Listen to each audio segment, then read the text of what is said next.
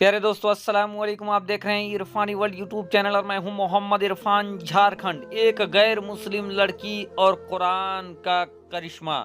जी हां दोस्तों, एक गैर मुस्लिम लड़की ने देखा कुरान का करिश्मा, और ऐसा करिश्मा कुरान का देखा उस गैर मुस्लिम लड़की ने कि फिर वो ईमान ले आती है। और वो ही सिर्फ ईमान नहीं लाती है दोस्तों, बल्कि कुरान के ऐसा तासीर होता है कि उस लड़की के साथ साथ उसका शौहर, उसका परिवार भी ईमान ले आता है।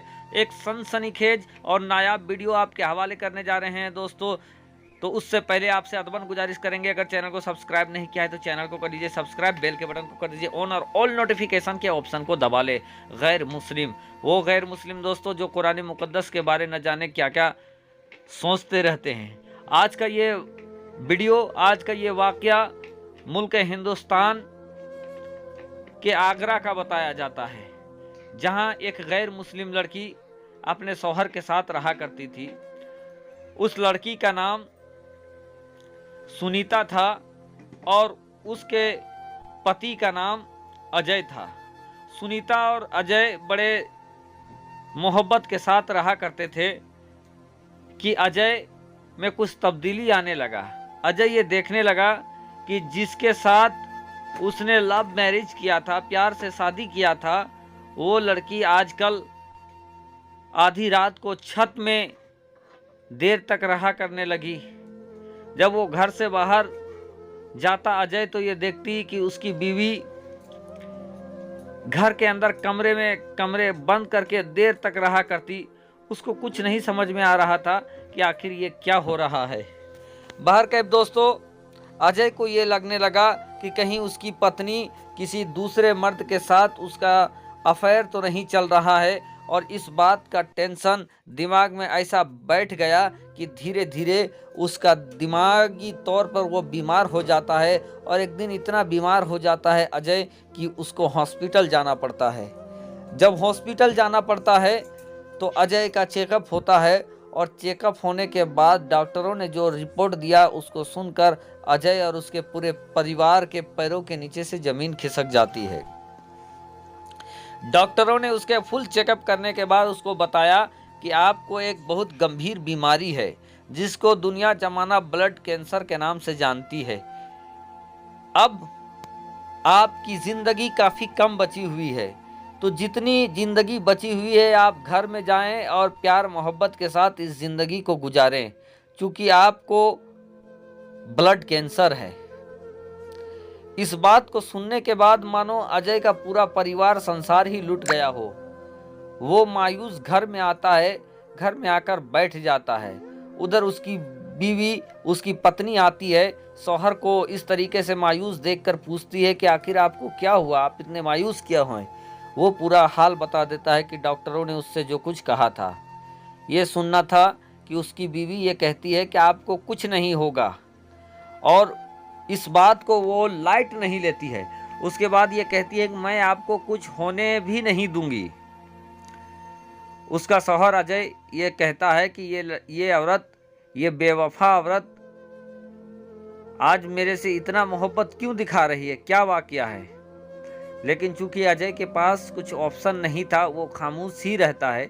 उसकी बीवी कहती है कि सुनो, मैं आपको एक पानी पीने के लिए देती हूँ, आप इस पानी को पीते रहें, और आप मुझसे ये वादा करें कि अगर आप ठीक हो जाएंगे तो मैं आपसे जो बात कहूँगी उस बात को आप मानेंगे।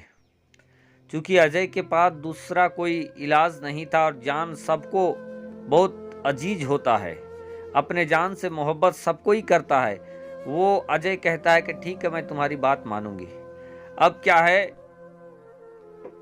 उसकी पत्नी यानी अजय की पत्नी ने उसके सामने एक जग लाकर रख दिया जिसमें पानी भरा हुआ था, और उसको कहा कि आज के बाद आप जब भी पानी पिए तो इसी जग से पानी पिए। भर के अजय पानी पीने लगा।